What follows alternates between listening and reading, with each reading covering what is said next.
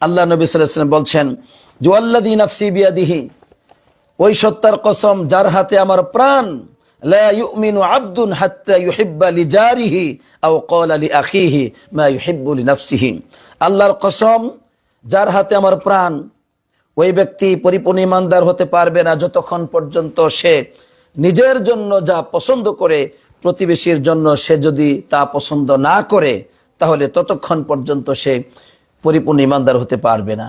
সুতরাং প্রতিবেশী আমাকে সম্মান করুক আমি যেমন চাই, ঠিক আমার উচিত আমি প্রতিবেশীকে সম্মান দিব।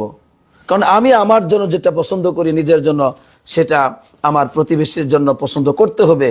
যদি পছন্দ আমি করতে না পারি, তাহলে আমি ঈমানদার, পরিপূর্ণ ঈমানদার হতে পারবো না, আমি ঈমানের পূর্ণতায় পৌঁছতে পারবো না।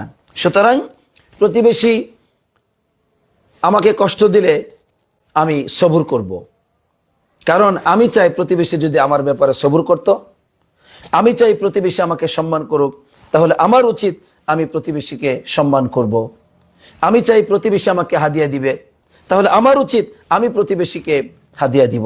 সুতরাং নিজের জন্য আমি যা পছন্দ করব, এটাই আমার প্রতিবেশীর জন্য পছন্দ করতে হবে, তাহলে আমি ঈমানদারের অন্তর্ভুক্ত হতে পারবো, ঈমানের পূর্ণতায় পৌঁছতে পারবো।